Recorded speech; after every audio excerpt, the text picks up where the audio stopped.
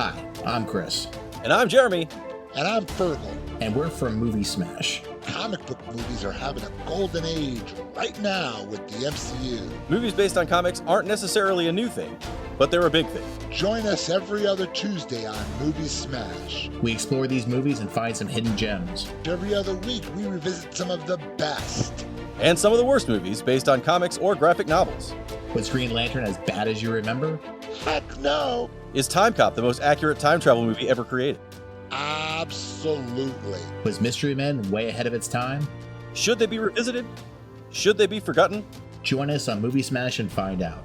Listen wherever you find your fine podcasts.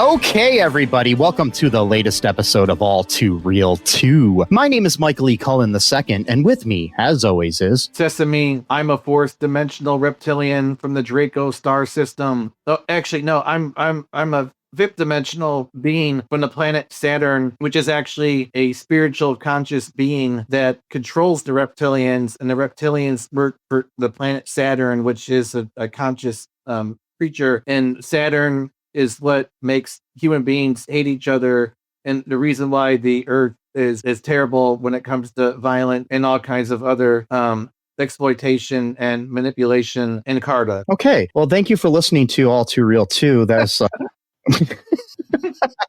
I think we said everything we needed to say. Just joking. Yeah, I mean, everyone knows. Yeah. Yeah, folks. So today is a little bit of a different episode. We normally cover, like movies with Larry the Cable Guy or shit like that. Sometimes we do documentaries, and today is one of them. Mm-hmm. We are covering a TV documentary from 2006 that was called David Icke, Was He Right? The short synopsis here on the Internet Movie Database is: looking at the life of David Icke thus far, a camera crew follows him as he reflects on his newfound fame as a conspiracy theorist. We get to hear the thoughts of his family and watch as he prepares for a lengthy talk in front of a live audience at London's Brixton Academy. This was directed by Norman Hull, who is like a documentary filmmaker in Great Britain a lot. He's it's nothing that anybody's going to know really that he's done. And mostly likes like a lot of TV documentaries, probably for like the BBC or something. I don't know if I think this was on the BBC. I'm not 100% sure, but it was almost 20 years ago that it was on. So right, wow. Yeah, and so this movie features David Icke as himself. There's no actors in the movie. We've got Terry Wogan as himself in archive footage. We've got George W. Bush as himself in archive footage. We got Linda Atherton as David's ex-wife. We got Pamela Richards as David's then current wife, who's now his ex-wife. We got Gareth Icke, David's son, and many others, maybe. Yeah. Yeah. Some other people. Jamie's Jamie, his son Jamie as well. But yeah, it's like, yeah. So what are your thoughts on this? You brought this to my attention. I had never heard of this. So yeah. Yeah. Just because I couldn't really think of anything else to choose. But like, since we're kind of living in an age where pretty much everyone now believes in some kind of conspiracy theory, one or another, I thought it was kind of pertinent to, what's going on. So I have a complicated relationship with David Icke. I don't mean like we dated or anything like that. I just mean like, I thought this was going to be like a revelation here. Right. One time he kept calling me. I blocked his number, and then he found this. It's the whole thing. But anyway, no, I'm just kidding. No, I have a complicated relationship with David Icke because there was a period of time where I really did like his work, but I never really completely agreed with them on pretty much a lot of stuff I actually just like. For example, he uses right-wing sources a lot, but he claims that he's not right-wing, but sometimes he does use left-wing sources. He claims he's not. He basically thinks he's like a free thinker, but that's whatever. That's the whole. I'll get into that. But like, so, you know, for like, I don't know, maybe a good 2 or 3 years, I was watching a lot of his speeches, lectures, whatever you call them. But sometimes they go on for, I mean, like 6-7 hours because he goes through so many different topics and stuff. I read a few of his, probably about 5 or 6 of his books, but they're like huge books. So it takes a while to kind of get through. Like, I stopped reading the one I started reading like 5 years ago, which is like 800 pages long. I'm not going to get through it. Like, it's too long. It's too long of a book. But, and so, you know, watching this kind of like brought me back a little bit to like maybe like 2009, 2010, when I was kind of at my sort of David Icke peak, if you will. And I remember watching this documentary at the time. And so I'm not like 100% unbiased when it comes to the subject, because I think there's always going to be a part of me that still somewhat likes him, you know. Like, even though I'm like very left wing now, and I don't really believe like in reptilians or anything like that. But well, reptilians do exist, just not as. Oh yeah, yeah. It's like, you know, it's like there are like, you know, alligators and lizards and things of that nature. Yeah. Yeah, true. They you know, I learned all about that in one of the other movies that we looked into called Night at the Creation Museum. That's right. Yeah, we just reviewed that. Yeah. So yeah. Anyways, this documentary was interesting. It's a short one. It's like 40-ish minutes, and some change. And yeah, I thought it was interesting. I mean, I had read a lot about David Icke in the past. He's one of the most well-known, I guess, crazy conspiracy theorists out there. absolutely. Yeah. I mean, he is a smart guy, but he's also a racist and you know, anti-Semite. Yeah. And Yep. yeah, We'll get into that. yeah. So yeah, there's that stuff going on there. But yeah, I guess I can see somewhat of his charisma that draws people to him, but also he doesn't seem like somebody I'd want to, you know, spend some time with. So Yeah, like maybe like an hour, but like, you know, like, I mean, he but does not like, in the movie. He does like a 7-hour lecture. I mean, not you know, we didn't see the whole thing, but like it culminates with him going to a 7-hour lecture, and I'm just like, wow. the day when people like treat it like it's a weekend, because like his earlier stuff, his speeches were like 2 hours long, which that's a decent long enough time when you're really getting into like a lot of topics. But then they kept getting longer. Then it was 3 hours, then it was 4 hours, then it was 5 hours, and it was 6 hours. I think a few years ago, maybe like 10 or so years ago, he clocked out at like 9 hours. I'm like, okay, come on. But we'll get into it. But like, that's kind of what cults do, because they wear you down by exhausting, and then you eventually just start agreeing, which is weird because then he himself talks about cults and how they do things. Like, one of the things he talks about in his book, and he repeats over and over in his books, is that repetition is a cult tactic. But then he repeats himself in the book about repetition being a cult tactic, you know? So it's like he's like revealing, showing his hand like a little bit there, you know? Like, it's like, I know what I'm doing, but I'm going to still point it out. You know, it's like, there's a lot of times too. It's like, that happens with a lot of people, like in politics and other things too, where they'll basically blame other people and say, okay, this person's doing this while they're doing it to you as well. You know, it's just, yeah. it's both and deflect. Yeah. So what goes on in this documentary? I mean, we don't have to probably go like, you know, beat by beat or anything, but yeah. That's like what goes on in this documentary, like it's a movie. Like, well, so like I'll do a brief. I'll try to be brief about this. So like, he talks about his early life. He kind of came from a working class family. When he was maybe like 15 or so, he auditioned to join like a soccer league or football league rather, and they picked him up because he was just really good goalkeeper. He was just naturally athletic, and so he became a professional soccer/football player for, I don't know, a couple of years of his life. And then when he was like around like, I think 17, 18, his knee went out, and then he went to go to the doctor, and they told him that he had rheumatoid arthritis, you know, pretty young age to have that. And so that was it, you know, he couldn't play anymore professionally. So then he went to become a journalist, which is probably where the same thing happened to me. Yeah. I mean, I didn't try out for the a soccer team. I didn't grow up in, you know, Great Britain. I have arthritis though. Yeah, but it's not. But you didn't get it when you know, did you? What's that? You didn't get it when you were 17, though, right? No, I was just diagnosed with it a couple years ago. But so Yeah. same thing exactly. So I totally relate to him. I also started a conspiracy theory where I think every human is a bird. I mean, only the elite people. I mean, not every human. The elite people are birds. Yeah. Right. There you go. But birds apparently don't exist, though, according to one conspiracy theory. So exactly. That means there are no elites and there are no birds. So what are the birds then, or what looks like birds that fly around? They are cameras. No way. And the elite people are just bigger cameras.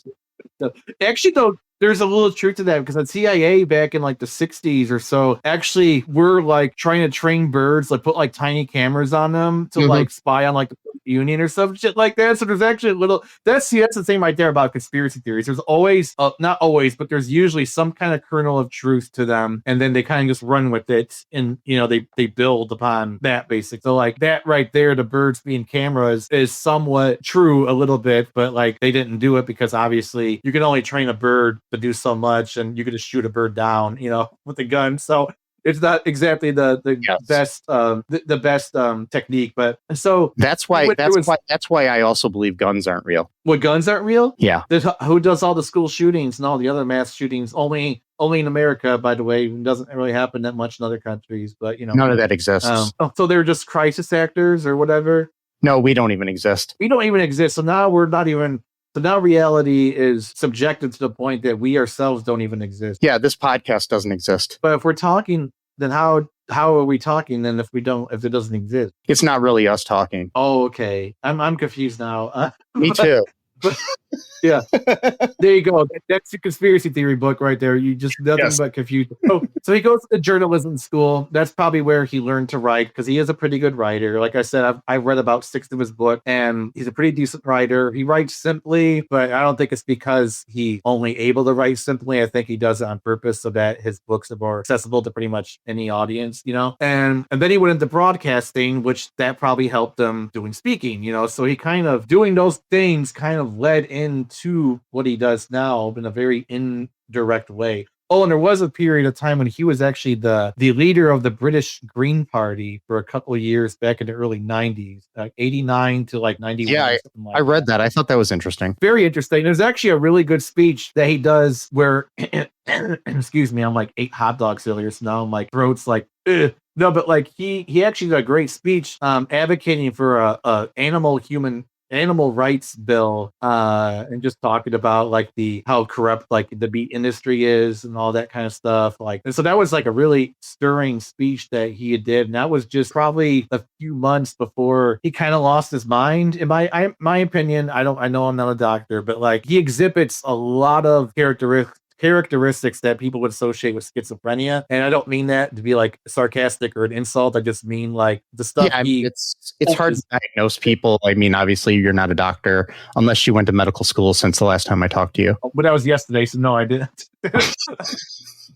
No, I didn't go to no. And so like he claims that for like a few weeks, a few months, he was having this issue where he just kind of felt on edge all the time, and he just felt like there was like a presence like watching him, but it like wasn't like physical. And it got to the point when he was in the hotel room that he just couldn't take it anymore. And so he just spoke audibly to whatever was there or nothing, was like, would you please tell me what you are or what you want from me, because you're driving me up the wall. And then shortly after that, in his mind, he starts having all these experiences that like all connect to this new mission in life or whatever. So the first thing was that he went to a bookstore with his son, and his son went to the comic book section, and then he went to like the spiritual, like new age section. And he wasn't really even into that stuff at the time, but he felt drawn in his story. He felt drawn to that section. And then he found like a book of a psychic called Betty, I forgot her name, Betty something. And she did like hands-on healing as well, because she claimed that she could heal people through like spiritual stuff, whatever.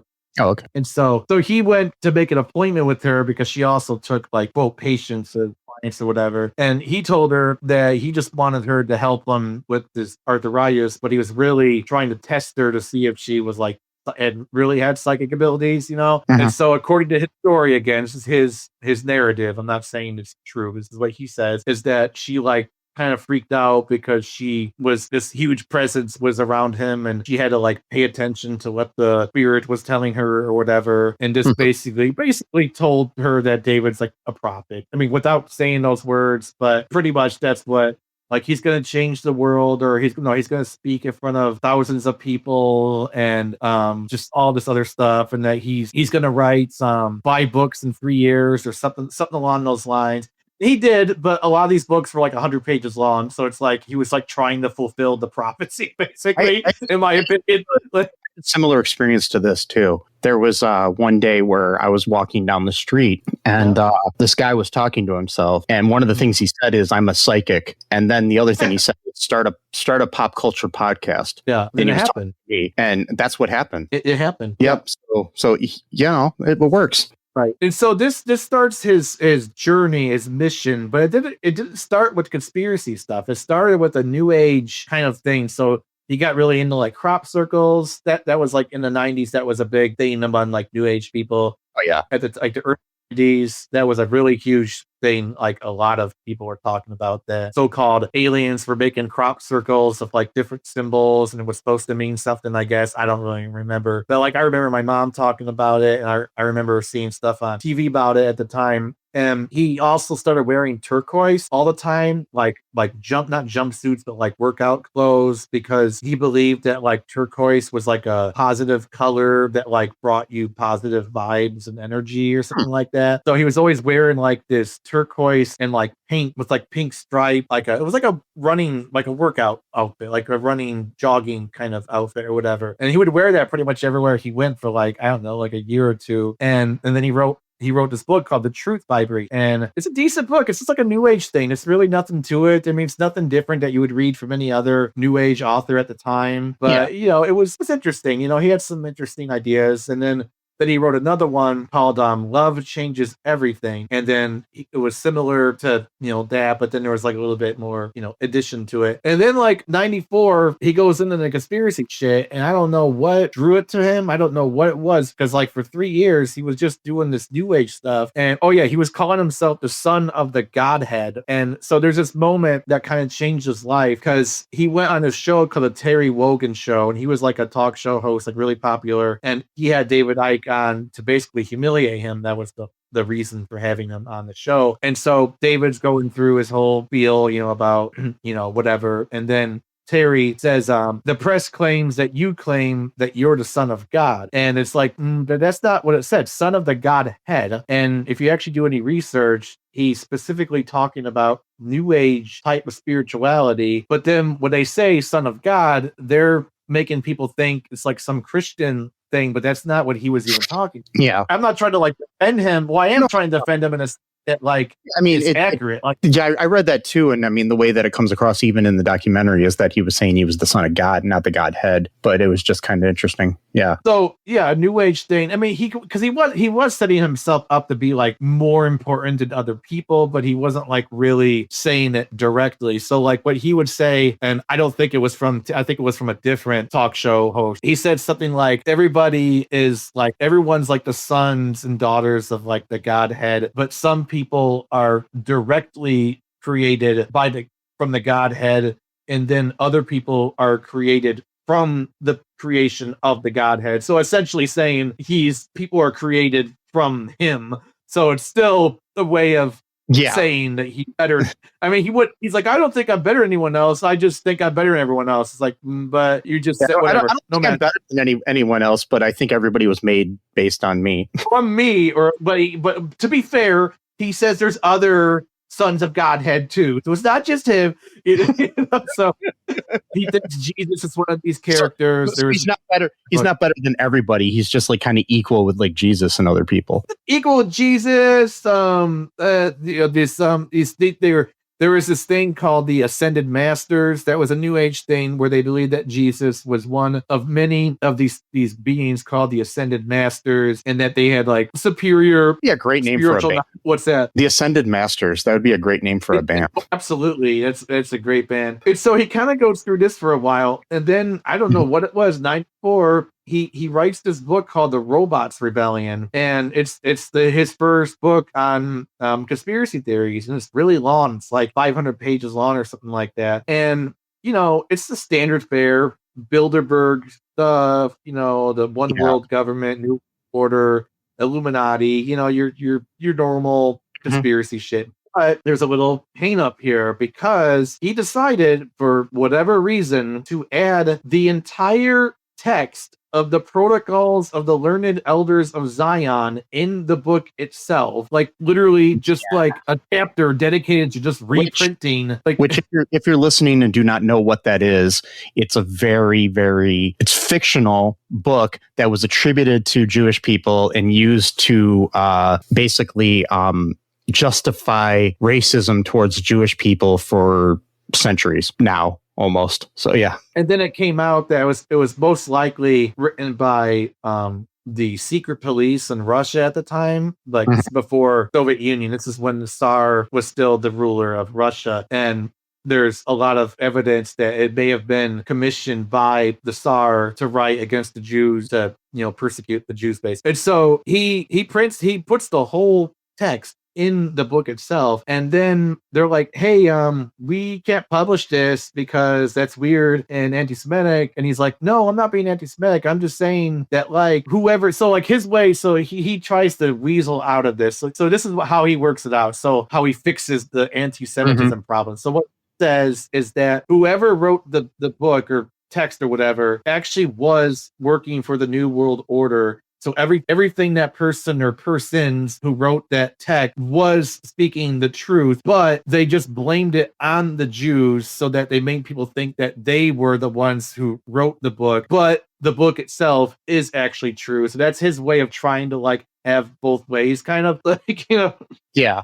Anyways, do you want to? I don't think the monopolize. Oh no, you're good because you know more about him than I do, so it might be easier for you to talk about him. I can pipe in when I have my pipe. Okay. You could Ike in. Yes. And so this is what he starts his new part of his career. But he doesn't drop the New Age stuff. So that's interesting. He never drops anything he talks about. He just adds to what he's already talked about. That's why his books get longer and longer, because he just repeats everything he said in his older book, and he just adds in some new things. So like the big thing for a while, I think it was 1998 when it came out, it was called The Biggest Secret. And that's when he introduced his theory that the world is actually secretly ruled by reptilian human hybrid people who look like humans, but they actually are the ones who control everything, because they're like really intelligent species, because they're literally half reptilian, and these reptilians are supposed to be like super advanced beings, like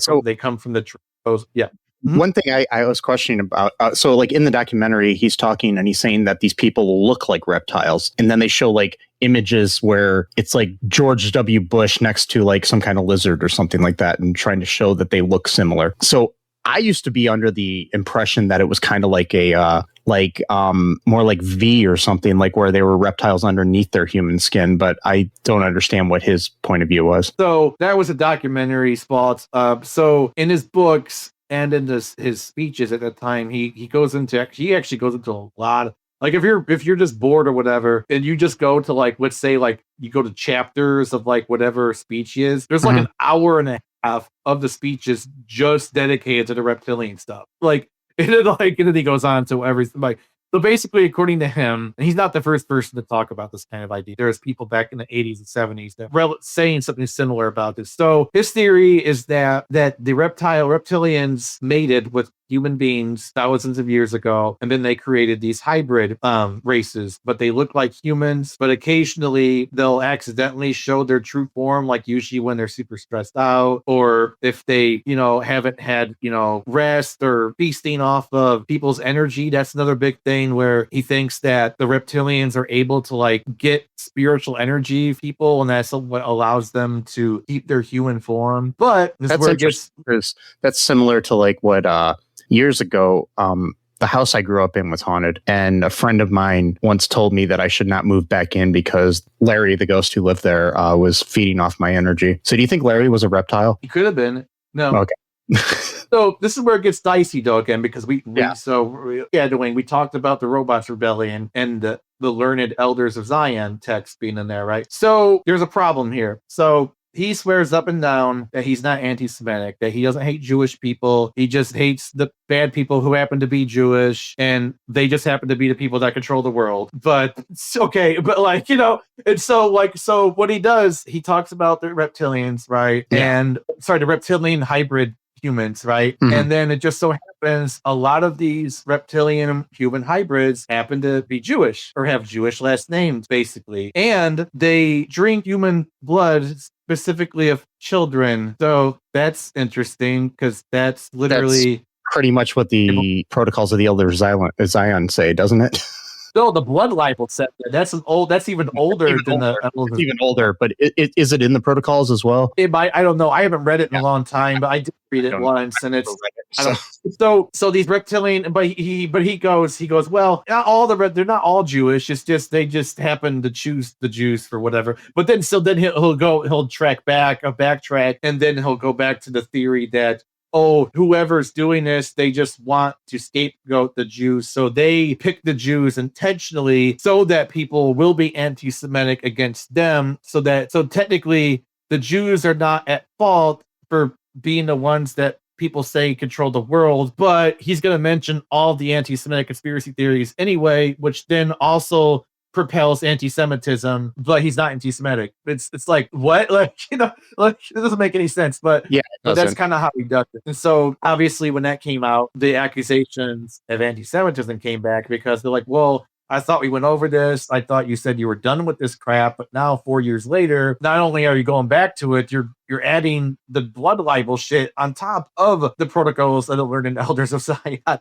he's like, no, I'm just talking. I actually literally believe that they are reptilian human hybrids. I'm not saying that they're Jewish. I literally believe that these creatures exist. It's like, okay, but it still doesn't. And I mean, it just to be fair, not to defend him though, but he does believe other people that are not of Jewish descent or religious belief are part of this reptilian species, like the royal family and the Bushes and the Clintons and stuff like that. And randomly Boxcar Willie, for some reason. I don't know why, but I guess just doesn't like him. And then no, I'm not making it up. I'm not making that up. Like, he literally said that. He either wrote it or said it. I don't know. And so, he's getting more and more popular during this time. He never leaves New Age stuff. He still believes in this idea that energy can be transferred. What's that? So just to be clear, Boxcar Willie, like the American country music singer, he thinks he's a reptile. I don't know why, but maybe he's like a liberal and didn't like. I don't know exactly his politics, but maybe I don't. Willie died in Boxcar Willie died in 99. So that was before he died. Hey, he may have contributed to his death because he exposed him as being a reptilian hybrid, and he had to commit suicide in order to. I shouldn't say that. But no, he died of leukemia. So it's just like, it's so like quick thing here. So the only reason why I even know about David Icke in the first place is I saw a clip of his back in like 2007 or something like that on YouTube. That was when YouTube was just getting started out, and like 2 years into it. And there was like a 10-minute clip because he goes on and on. Even like when he talks about like a little subject, like it goes on for like 15 minutes. So it was like a 10-minute clip of him like basically just talking about like the law of attraction type spiritual theory. Like, which is a thing that a lot of grifters have used over the years as a way to get you in. A lot of like multi-level marketing and stuff like that has to do with that. And to be fair, he actually said it a lot better than Rhonda Byrne did in the Secret movie or book. Yeah. So I mean that whole thing, the Secret and the how to win friends and whatever that is, the book. I have a copy of it somewhere. But yeah, that came out a long time ago. Yeah. Dale Carnegie, I think. Yeah, Dale Carnegie book. Yeah. I mean, it's the same thing. Pretty much same beliefs too, that it's really interesting that the people behind the two guys that started the Chicken Soup for the Soul books believe in too. I hate those books. But yeah, you're right. It is a great grift because it's so easy. Are you there? Did I? Oh, yeah, I'm Did you still get here. kicked out? No, I'm still here. I'm sorry. I thought you got kicked out. I'm sorry. No. So I wasn't even looking for like conspiracy stuff at the time. I was kind of interested in that kind of idea for a little bit, and so his video popped up, and it was like a 10-minute long video. And so I'm sitting there thinking that that's what he talks about. Like I didn't, because it was a long video. I'm thinking, well, his whole speech must be about this because it's a 10-minute clip, you know. And so I'm thinking, I have no idea. And then like I remember a couple of years later, I ended up seeing another thing, and I was like confused. I'm like, why is this guy talking about conspiracy theory? Wasn't this the guy I saw a couple of years ago talking about the law of attraction? Like what happened like within 2 years, you know? And it just turns out that that's just part of his thing. He has never really renounced those kind of like I said, it's a typical grift for like any like cult leaders, and other people use it a lot to get people interested in their beliefs. Yeah, absolutely. And so then that's how I started watching the conspiracy stuff because you know, again, he's got this weird, it's charisma, but it's almost like an anti-charisma. I don't know how else to describe it. It's like he talks very boringly, but at the same time, you want to keep listening. I don't really know how else to describe it. Like he's not like Alex Jones, he doesn't scream, he doesn't pound his fist. Like, you know, he's not that kind of a guy, conspiracy theorist. You know, it's a similar quote unquote charisma to like Donald Trump in a way. It is. It's just like there's something about him again because he learned this in broadcasting when he went to study that in journalism. So he just took his knowledge from that, put it into his new career, which he's been doing for the past 30 years. It does more like 34 years. And yeah, I mean, I started getting. It's like 73 years old now. So yeah, he's a little bit on the older side, and he really got into fame when 9/11 happened because everyone was getting into 9/11. Like people who are a little bit on the younger side, they need to understand that like after 9/11 happened, like everyone was into the conspiracy stuff. It wasn't just right wingers. I remember left wingers getting into 9/11 conspiracy theories around that time. Like people were like socialist. Communists. Like it wasn't just the right wing who were into that shit because it was such a catastrophic and traumatizing event that people didn't know how to deal with it, you know, grieve or just how to process it. And so conspiracy theories is a way that a lot of people turn to. I remember, I don't know who said it, but someone made a good point a long time ago. It's not me, I'm not taking credit for it, but they said basically in some weird twisted way, conspiracy theorists actually kind of like the idea of like the elites controlling the world because at least that means someone's in control of the chaos as opposed to just it being chaos. Like, you know. Yeah, it makes sense. And of course they don't like that. He balks at that because someone actually said that once to him and he's like, no, it's not true. You know, it really is a conspiracy, you know. And so he writes this book called Alice in Wonderland and the World Trade something. I don't remember the exact title, but it had something that Alice in Wonderland was part of the title. And the whole book's pretty much about debunk conspiracy theories like, oh, it can't melt steel or steel beams or, you know, whatever. That was one of the big ones. Yeah, all the things, like where it's an inside job and this other shit. Yeah. It was inside job. So there was all kinds of theories. Some of them they contradicted each other. So some people were saying that they hired the people to do the terrorist attack and just basically killed themselves, like become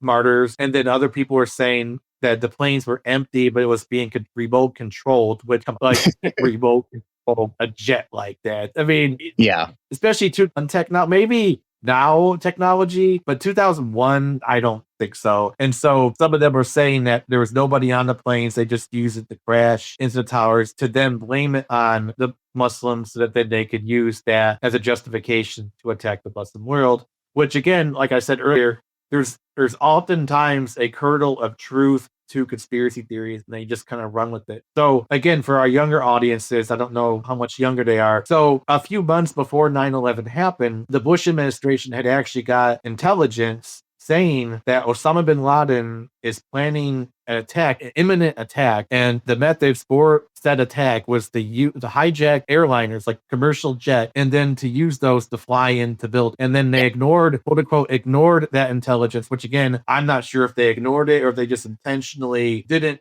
Because like, oh, well, now we have an excuse to go, you know. But see, there's a difference between ignoring something and then using the aftermath to then go to your agenda than actually you directly causing the thing to happen. Yeah, I mean, And I think that's it's the whole thing behind like the whole Afghanistan and Iraq wars that had nothing to do with Osama bin Laden, and it's very similar to what's going on with Israel right now too, where they basically take an event to create a whole situation. Yeah, it's literally like the Hamas thing. It's like October 7th. They were just like hoping for that. But yeah, you're right, because they got intel as well before that happened. It was literally like their 9/11 in a way. Like it's like almost uncanny in that sense. And so he writes this book. Alex Jones got super popular around that time as well because of 9/11 shit. Pretty much all the conspiracy theories that we know today, they came popular because of 9/11 stuff. Like Alex Jones was still somewhat popular among the conspiracy people in like the mid to late 90s, but like for example, he was in a movie you talked about once. He was in a couple Richard Linklater films because he was pretty well known on the radio in Austin, where Richard Linklater is from, the filmmaker, and I think he was in like Waking Life and A Scanner Darkly, both of those. At least one of those. I don't know if he's in both of those, but yeah, and he was also in an early one too. Like I think he was in Slacker way early in Linklater's career, like the first movie that he did. I could be wrong about that, but I'm pretty sure he was in both of those because it was like Richard Linklater just knew him from the radio. Like he's the local guy on the radio, nothing else. Yeah. And at that time, Alex was actually kind of funny and cool. Yeah. He was always right wing, but he was always very careful to not go really far into it because he wanted his audience to be as broad as possible. So, but there's little hints here and there if you know enough about right wing conspiracy theories, which I do, and I'm not tooting my own horn. It's just the fact. So, like looking back at some of these old videos, I'm like, okay, that's definitely a dog whistle to this theory or whatever. At the time, he wasn't really going like super hardcore into the right wing stuff, and even after the 9/11 stuff, he wasn't really, because like 9/11, he was saying that the Republicans who were in charge were the ones that caused the thing to happen. So he wasn't blaming Democrats. So you're thinking, oh well, he blamed the Republicans, so that means he's not right wing. It's like, no, it doesn't mean that. It could mean that he's more right wing than the Republicans, And so all these people, they became super popular. And then David goes crazy again. He decided to take ayahuasca for some reason. I'm like, you really think it's a good idea, dude? Like, you've already got these weird shit going on with like the presence in your room, and I'm not sure if the hallucinogenics is the best thing for your brain right now. But then he got super into the energy, new age shit after that, because he believed that he saw like some goddess or something that was like giving him like spiritual messages or something like that. It told him infinite truth. No, infinite love is the only truth. Everything else is illusion. I think that was the name of his book. And that book is pretty much just like all new age shit. And it just goes on and on and on. I don't mean to belabor the point, but it's just like very, very new agey. It sounds like something that you would have saw in like the late 60s, early 70s, like on a bookshelf.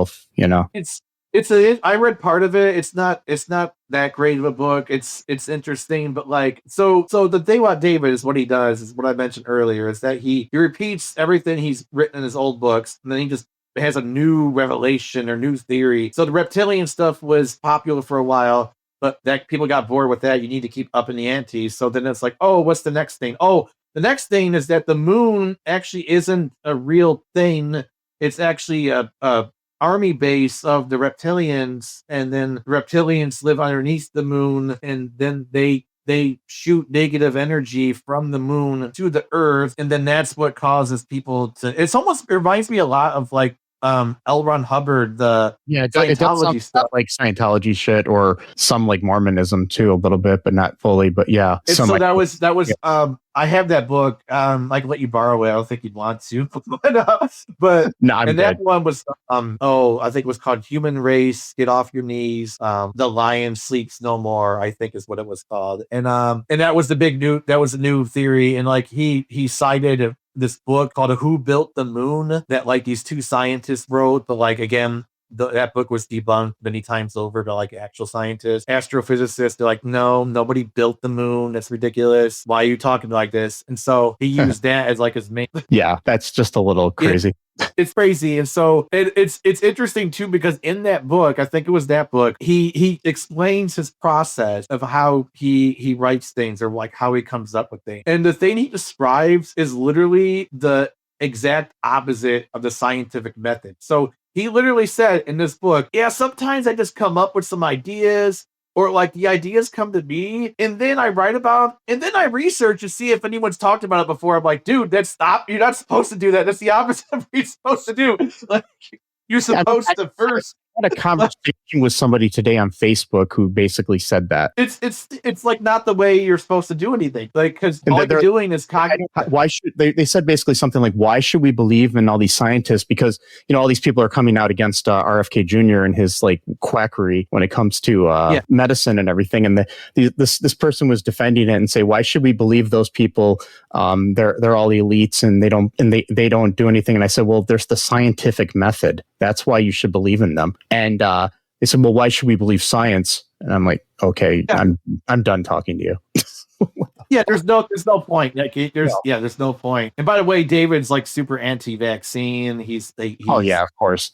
Calls autism, or they calls other kind of birth defects, and so he's really big on that thing. He's anti-trans. He thinks, well, again, he does the same thing he does with the Jews. I don't hate trans people. I just think that they're being sold, you know, a bag of goods, and that they're actually victims by being, you know, studied and like basically being used as like lab rats. So I don't hate them. If anything, I actually feel bad for them. So I'm actually pro-trans, but in a weird way, it doesn't make any sense, except for me and other people who think like me. You know, it's like, okay, you're the thing of like trying to have it both ways. You can't do that sometimes. You just have to take a position and go with it. You can't always do this.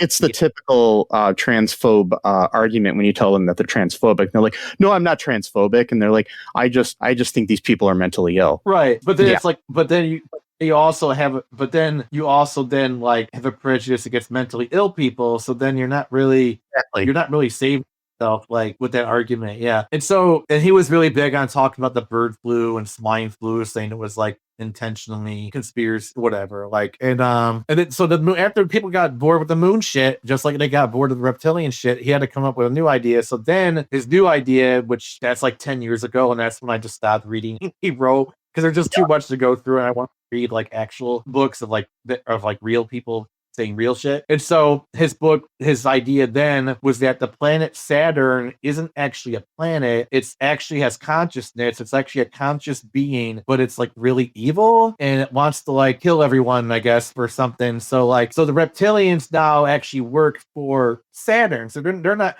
reptilians are no longer like the head honcho. Now they are underlings of Saturn. And so like Saturn shoots its negative energy to the moon, and then from the moon, the reptilians shoot negative energy to Earth. And so and who knows, maybe now there's a new planet that is bigger than Saturn that's really controlling things. I don't know. I haven't really gotten far into that now. But so basically, Saturn is like a sentient being that. Mm-hmm. But does anybody live on Saturn, or are they just? It's just a thing. He just thinks Saturn itself is, because I read this like 2 years ago, so I don't remember everything, but he says the rings around Saturn are like unnatural, so that they were like intentionally created because like they're not supposed to be the way it is, or some weird thing, I guess. I don't know. And again, he quotes some obscure, by the way, I think it was a Russian astronomer. He's always quoting Russian, so that's a whole other thing right there. It's interesting. I always find it funny that people like this are like transphobic. Like they can't understand the idea of somebody being born in the wrong body, but they think that a planet is a sentient being. Exactly. Or that reptilian shapeshifters or hybrid humanoids control the world. But now we find out they're actually working for Saturn. And a little point about the reptilians. So to be fair to David, okay, we gotta be fair. We're journalists here, really, but we gotta be fair. Just to be clear, we are not journalists. Oh, you're not. I do dabble in journalism, but I'm not a professional journalist. I do write. I just want speak for myself. I am not a journalist. I did write for a newspaper once, but I don't think that considers me a journalist. So A little bit, kind of, but like not like super like hardcore or like doing it all the time. But right. So to be fair to David, because again, I still have a sort of weird soft spot for him. It's it's a complicated relationship, or like not really, but whatever, complicated thing. And so he does say that some of the reptilian hybrids are good, and that some of the actual reptilians themselves are good, not just the ones who mated with the human, and that they actually are trying to help the humans by going against the other reptilians, either by infiltrating them, by making it seem like they're on their side, and then giving the intelligence to David, I guess. I don't know. That's the other thing. That's what I forgot. He does say that some of these reptilian hybrids have actually contacted him directly, and they're telling him the plans of the reptilians because they're the good reptilians. But So- but Dave, hold on. Okay, go ahead. They're Go ahead. good. Go ahead. Go ahead. how do they contact him? Like, does he have a special cell phone that they call him on, or what's going on? It's like they just email him, or sometimes they meet him like at his house or like in public or whatever.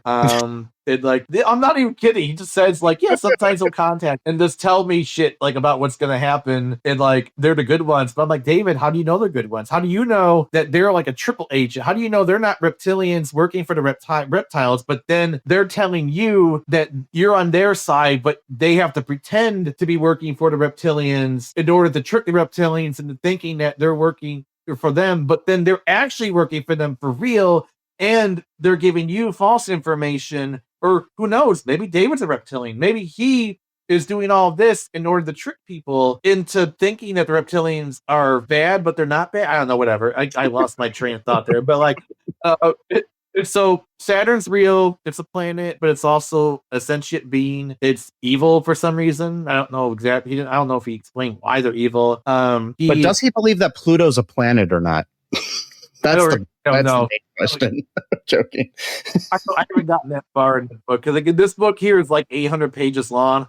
I got through like 400. I'm like, I'm not reading this again. It's too much shit. Because he goes through. He's like me in a way, but like times like 100, where it's like he needs you to know exactly what he thinks. Like if he has to deliberate pages to get the point across, he will. So like, I think he might be a little autistic. I'm not even. I'm serious. Like I think. I mean, he seems like it based on the interviews in this movie. Yeah. Oh, I think that comes with the territory of just being very thorough, which is good. But at the same time, it's like when you're talking about Saturn and weird shit like that, it's like, do we really need to be talking about this in the first place? Let alone writing a book about it. And he says that all of the religions are secretly worshiping Saturn, and he even mentions Islam is like the crescent is actually supposed to be like a Saturn thing, I guess, or like the Kaaba is supposed to like an energy. So instead of the rings around Saturn, it's a crescent. I don't remember exactly, but he did say somehow. Oh no, he said because of the black stone that's like a meteorite that is in Saudi Arabia that people kiss, which is weird because you claim to be anti-idolatry, but then you're kissing a black. But no matter, I'm not gonna get into that. But like, there's a lot of weird stuff where religious people. I think you're just racist. You're just upset that it's a black stone and not a white one. Yeah, that's it. That's the reason why I converted to Islam in 2003 when I was 19 years old, and I studied it diligently for years. And, you were infiltrating from the inside. I was, see. And I was like one of the people like way back in 2004 when that was actually saying that it was quite possible that Muhammad was actually a black man, because there is some evidence that his tribe, his subsection of his tribe actually had some African roots. Yeah. And like a lot of the Arab like that idea because they don't like the idea of being led by a black person. They're like, no, he's brother, he's Arab. Okay, sure, but yeah, all right, whatever. Why do you have such a problem being led by a black man? That's a conversation that we could have. But yes, in-face racism, and so I was doing that shit way back then. So I'm not a racist against the black stone because it's not a white stone. Don't put words into my mouth. Just making sure. No, I'm joking. It's okay to correct. It's they call it a call in, not a call out. It's a call in. It's what activists say now. It's called a call in because they don't want to embarrass you. They don't want to humiliate you. They want to talk to you. By the way, which is what Emma Vigland, not to try to go off a weird tangent here, that's what Emma Vigland did to Anna Kasparian when she started going off on her weird transphobic rant. She wanted to talk to her personally, to have a personal conversation away from Twitter, away from social media. And she's like, no, I believe what I believe. And like, okay, then there you go. Like, you don't want your mind to be open. Hey, you're right. You figured it out. So that's all you need to know. Okay, fine. I don't like the idea myself. I like learning things, but hey, whatever. I'm no journalist like she is, who doesn't like learning. What? Yeah. And, Again, just to be clear, we are not journalists. We're not journalists. No, we're not. But it's so like Judaism, Christianity, Hinduism, all the major religions are all secretly worshiping Saturn. I don't remember all the theories why, but he has a whole chapter dedicated to the symbolism of all the religions somehow links back to Saturn. And for some reason, Saturn is bad. He's also super obsessed with PDF files. I don't know if we're going to get demonetized, so I'm just going to not say the real word. PDF as in the demonetized. Podcasts are like the last place you can kind of say shit. But so he's like super obsessed with PDF files. Like he thinks everyone is part of like the secret ring. Like he thinks George W. Bush was in it. I think George H.W. He was right about the British dude, the children's show guy. Jimmy Swaggart. Jimmy.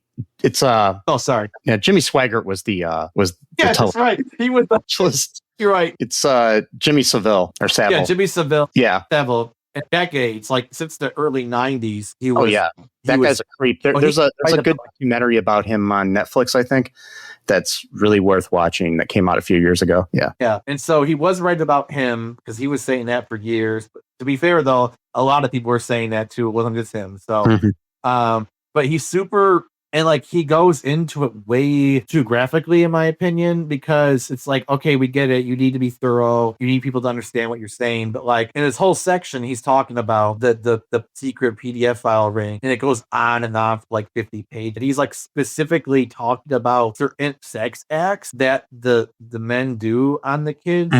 And he's like graphically going, I'm like, dude, I don't need, like, he's like, they're really specifically into like anal sex. I'm like, dude, I don't want to be reading about that shit, man. Like, you don't need to say it, dude. Like, you can be subtle about it. You don't need to.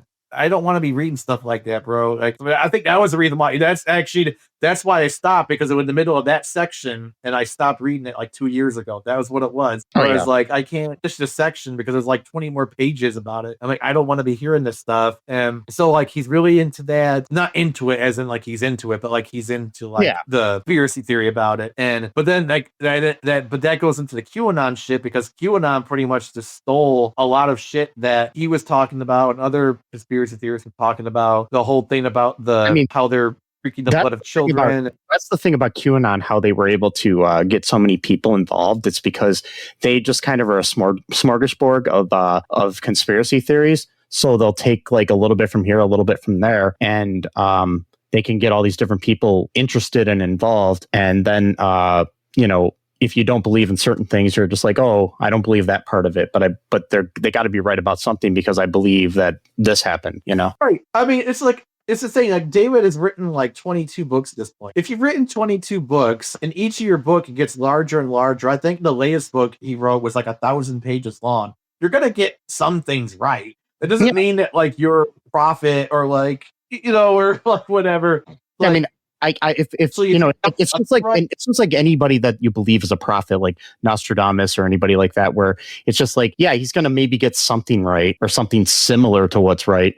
It doesn't necessarily mean that he's right about everything, like the Trump hats say. But yeah, the Trump hats. Plus, too, Nostradamus, a lot of the prophecies attributed to him weren't even his own prophecies. There were people who came to him, and almost all of his prophecies is after the fact. So what's the point of a prophecy if you can't change it? Like, you know what I mean? Like, it's like if you can't stop the prophecy from happening, but then it becomes like, then the prophecy wasn't true because we stopped the thing. So in a weird way, they want the prophecy to come true so they can just say it they were right. But like that means millions of people have to get killed just for you to say that you were right about something that's like weird and almost psychopathic. And there's the type of thing with prophecy too, where somebody predicts something and then they somehow make it come into being. Right, they create. So that's the self-fulfilling prophecy, right? Yeah. The Israelis are doing that right now. Actually, the right wing, the what sect? The Orthodox, but there's like a super Orthodox within the Orthodox sect of Judaism. That's I forgot their name, Haredi or something like that. They got this prophecy where they think that a red heifer, a cow with like a certain like birthmark, is supposed to like be like the end times prophecy or the prophecy that like the Jews are finally going to take over all the land and no one but Jews is going to live there. Like everyone's going to be kicked out or killed or whatever. And like apparently this red heifer just showed up a few weeks ago. I'm like, oh great, here we go. Back in the 90s or early 2000s, something similar happened, but basically the rabbi lied because he didn't want to start a holy war. He's like, no, it's not the right one, guys. Don't worry. So he pretty much probably saved the Holy Land, like 20 years of destruction or whatever. Well, that's good. I'm glad he did that.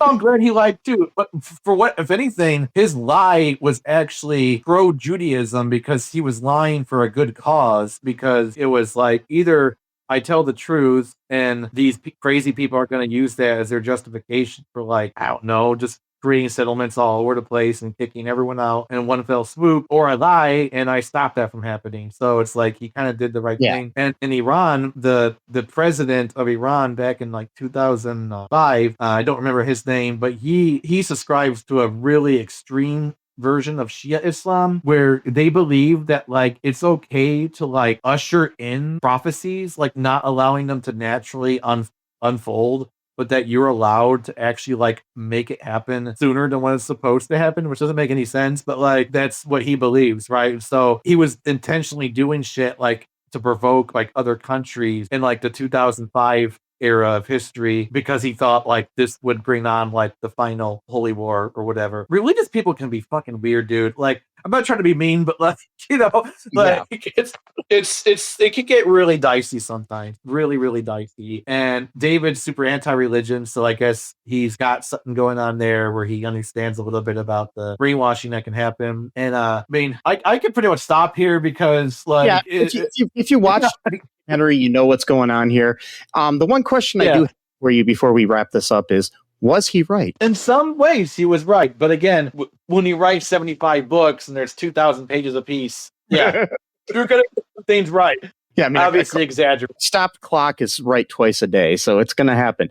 But yeah, it's interesting. Yeah, but I will say this positively about him: he is open-minded thinker. He pretty much almost too open-minded because he just pretty much entertains any idea that comes his way. So that's gonna be bad in its own way. But like he's never shied away from a theory. Like sometimes he'll literally would just contradict himself and just say like, oh yeah, I was fucking wrong. Like basically about the turquoise thing. You're like, yeah, that was my turquoise era where I was just thought that was like, I had to wear turquoise all the time. He's like making fun of himself because he's like, at the time, so many concepts and ideas were just pouring into my brain, and I had no way of like how to process it. Like, and it was like his Picasso blue period. It was his turquoise period. Yeah, it was his turquoise period. So like, he'll sometimes just kind of like full out admit that like, I was kind of fucking wrong about that. So like, there are some positive things about him, but unfortunately, I think a lot of the bad shit overrides the positive stuff because of how bad the bad stuff is. You know what I mean? Yeah. Like the anti-Semitism, anti-trans stuff. Those are the main things. He's pretty cool on like labor rights, worker rights, that whole stuff. But like, people being free from like the Orwellian nanny state, etc. But like, it's when he starts like quoting these right-wing sources and he gets super defensive about that too. He's like, people get mad at me. I don't understand why. I don't really believe everything these guys saying. I'm just saying I believe this thing. It's like, but like politics is not a buffet, bro. Like there's people have certain ideas because they connect to other ideas. You can't just like take one like, oh, I like the chicken, lo mein, I'm gonna take that. Oh, they got French fries. It's like that's not how that works, bro. Like they all connect to each other, and you can't just be like, oh yeah, I like what the John Birch Society says about this point, but right now I'm gonna quote Noam Chomsky 2 pages later. I'm like, they're completely opposed to each other. Like Yeah. So anyway, but that's So yeah, that's our review of David Icke. Was he right? Yeah, I found it interesting. Yeah, I don't know if it's a review or as much as it's talk about it. But yeah, if you found this interesting, please go to all2real2.com, check out our links, go to our social media. There's links on there to that. Check out our TeePublic. It's a way to buy stuff to help support the show. Patreon, that's a great way to help support the show. We won't, either place, we won't sell you into any conspiracies except for the fact that All Too Real 2 is the greatest podcast ever, and you must give us your money. Yes, you have to. Yes. Yeah. Otherwise, Saturn's going to get mad at you, and it's going to shoot its negative rays at you. So, And we will have deep debates about things like, is Pluto a planet or is it a dog? And yes, I mean that's pretty important. Yeah, because a dog is a sentient being, but is a planet. But is it just a gaseous thing in space? Is it really a planet? What is it? Also, you can just tell your friends to listen to us. That's a good way. Comment on this post where you can. Also, give us a 5-star review if you can. Give us a thumbs up. Give us whatever, a meow meow bean, whatever you got to do to help support us. Whatever they're using these days. And just be different. Be yourself, folks. Remember that trans lives are human lives. No human is illegal. Free Palestine. Fuck the oligarchy. There are some things I agree with David Icke. The elites are fucking this world up. Just remember that I love you. Saturn is sentient, I guess. Yes. I'm a lizard person, and Sesame loves you. And until next time, bye-bye. Thanks for listening to All Too Real 2 podcast, a Cullen Park production. Produced and edited by Michael E. Cullen II. Music by Matthew Hawes. Subscribe and share the show. Visit us at cullenpark.com.